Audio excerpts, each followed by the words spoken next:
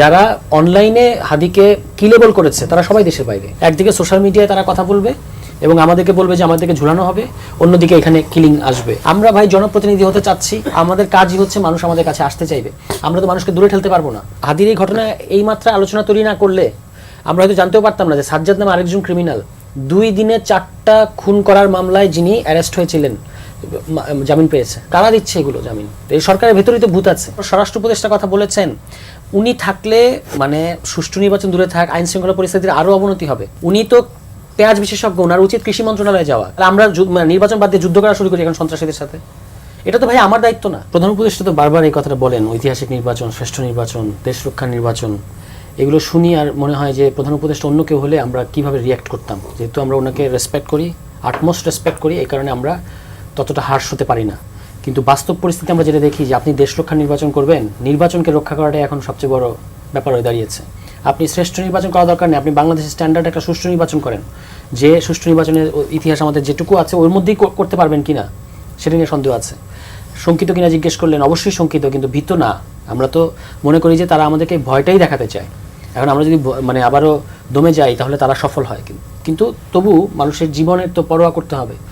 এখন আমি এই টকশোতে কথা বলার পরে আমাকে নিয়ে স্ট্যাটাস দেওয়া হয়েছে যে ঝোলানো হবে নাম সহ অতীতে। এগুলো আমরা থানায় জিডি সহ অনেক কিছু করেছি, কিন্তু কই যারা এগুলো করেছে তাদের বিরুদ্ধে কোনো ব্যবস্থা তো নেয় নাই। এবং যিনি আপনার ব্যাপারে লিখেছেন আমি যতটুকু জানি উনি দেশের বাইরে। এবং আপনি দেখবেন হাদির ক্ষেত্রেও যারা অনলাইনে হাদিকে কি লেবেল করেছে তারা সবাই দেশের বাইরে।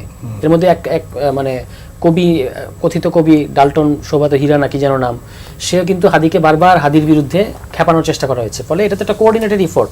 একদিকে সোশ্যাল মিডিয়ায় তারা কথা বলবে এবং আমাদেরকে বলবে যে আমাদেরকে ঝুলানো হবে, অন্যদিকে এখানে কিলিং আসবে। এই ছেলেটা যে আপনার নভেম্বর মাসে ধরা পড়লো এবং অস্ত্র সহ তাকে ওই টাকা পয়সা লুট করতে গিয়েছিল, তারপরে 3 মাসের মাথায় তাকে আবার জামিন দেওয়া হয়েছে। এখন আপনি খেয়াল করে দেখেন ইন্টেলিজেন্স ফেলিয়ার কোন মাত্রায়। এরকম একটা হেভিওয়েট মোহাম্মদপুরে আলোচিত একটা ঘটনায় অ্যারেস্ট হলো, তারপর সে আসার পরে সে যে ঢাকা আটের একজন ঢাকা আট একটা অন্যতম হেভিওয়েট আসন, মানে মূল পলিটিক্যাল ঢাকা তো ঢাকা আট, তো সেখানকার একজন হেভিওয়েট স্বতন্ত্র ক্যান্ডিডেট যিনি আবার জুলাইয়ের অন্যতম আলোচিত ফেস, প্রতিবাদী ক্যারেক্টার। আমরা তাকে গত 1-1.5 বছর আমরা তার বক্তব্য বিবৃতি সারা দেশে জনপ্রিয় হয়েছে। তার আশেপাশে কারা এটা আপনি খেয়াল করবেন না? এটা তো আপনি বলতে পারেন না যে আপনি কেন সাবধান হলেন না। আমরা ভাই জনপ্রতিনিধি হতে চাচ্ছি, আমাদের কাজই হচ্ছে মানুষ আমাদের কাছে আসতে চাইবে। আমরা তো মানুষকে দূরে ঠেলতে পারবো না। আমরা তো নেতাকর্মীদের কর্ডন করে যেটা পুরনো স্টাইল, মানুষজনকে দূরে ঠেলতে পারবো না। মানুষ আমাদের কাছে আসতে চাইবে। কিন্তু রাষ্ট্র এবং সরকার যেটা ভাই বলেছেন, যারা এটা করতে চায় তারা যদি করতে চায়, আপনার ঠেকানোর কোনো রাস্তা নেই। ঠেকানোর একটাই রাস্তা, আগেই এগুলোর ব্যবস্থা নিতে হবে। মানে আগেই এগুলো ব্যবস্থা নিয়ে রিস্কগুলো মিনিমাইজ করে নিয়ে আসতে হবে, কিন্তু সেটা তো আমরা দেখতে পাচ্ছি না। এবং আজকেও এই ঘটনার হাদির এই ঘটনা এই মাত্রা আলোচনা তৈরি না করলে আমরা হয়তো জানতেও পারতাম না যে সাজ্জাদ নামে আরেকজন ক্রিমিনাল 2 দিনে 4টা খুন করার মামলায় যিনি অ্যারেস্ট হয়েছিলেন জামিন পেয়েছে। কারা দিচ্ছে এগুলো জামিন? এই সরকারের ভেতরেই তো ভূত আছে। এবং এই সরকার তো খালি প্রধান উপদেষ্টা শুধু বিবৃতি দেন, এই ঘটনার সমানে বিবৃতি দিয়ে যাচ্ছে। এদিকে আপনিই বললেন যে এরা হয়তো সম্ভবত ভারত পার হয়ে গেছে। তাহলে আপনি ঢাকা আটে এটা দিনে দুপুরে ঘটলো, এরপরে রাত 8টা পর্যন্ত নাকি আপনার তার ফোনটা খোলা পাওয়া গেছে ওই আততায়ীর। তাহলে আপনি তখন ব্যবস্থা নিলেন না কেন? আপনি রেড অ্যালার্ট জারি করলেন না? রেড অ্যালার্ট কিন্তু জারি করা হয়নি, বর্ডারগুলো সিল করা হয়নি। এবং আমরা যে ছবি দেখতে পাচ্ছি যে সত্য হয়, ভিডিও একটা এসছে সোশ্যাল মিডিয়ায় যে ট্রেনে করে সিলেট গেছে। তো এই হচ্ছে অবস্থা।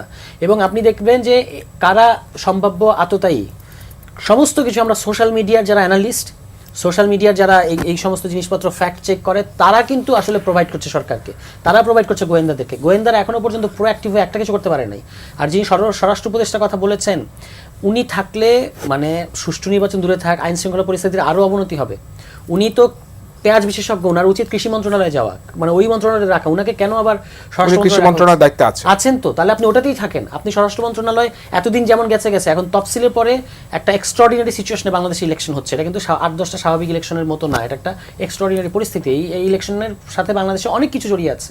এরকম সময়ে এরকম মানে যার বডি ল্যাঙ্গুয়েজ দেখলে আমরা কেউ কনফিডেন্স পাই না, যিনি কীভাবে কথা বলেন, কী করেন। উনি ওই বিভিন্ন জেলা পরিদর্শন করতে যান, ওখানে তিনি ঠাট্টা মশকরা করেন জুনিয়র অফিসারদের সাথে, বিয়ে করছো, কত টাকা যৌতুক নিচ্ছ, এই সমস্ত জিনিস বলে। এগুলো বলে উনি ভাবেন যে একটা বিরাট পিআর হয়ে গেল। এগুলো যেহেতু সোশ্যাল মিডিয়া আসে এবং উনি এটাতে একটা বিরাট পিআর করেন, এর বেশি কিন্তু কিছু হয় না। তো এইরকম একটা লোককে কেন প্রধান উপদেষ্টার উচিত ছিল তফসিল ঘোষণা গুণাকে সরানো। এবং এই ঘটনার পরে উনি 50 লাখ টাকা দিচ্ছেন, মানে ধরার দায়িত্বটা আমাদের। খেয়াল করেন, মানুষকে ধরার দায়িত্ব দিচ্ছেন উনি। আচ্ছা, দ্বিতীয় কথা হচ্ছে উনি বলছেন যে আপনারা গান রাখতে পারবেন, তাহলে আমরা মানে নির্বাচন বাদ দিয়ে যুদ্ধ করা শুরু করি এখন সন্ত্রাসীদের সাথে। এটা তো ভাই আমার দায়িত্ব না, আমার দায়িত্ব না যে আমি গানম্যান এবং এই প্রথমবার শুনলাম যে নির্বাচনের আগে বলা হয় যে বৈধ অস্ত্রগুলো আসলে Right, জমা দেওয়ার জন্য, right. এবার এখন বলা বলা হচ্ছে হচ্ছে যে দেয়া প্রার্থীকে হবে। গান দেওয়া হবে। এখন বলা মানে চলছে। এইটা আরো সহিংসতাকে উস্কে দিচ্ছে কিন্তু ওনার এই বক্তব্য।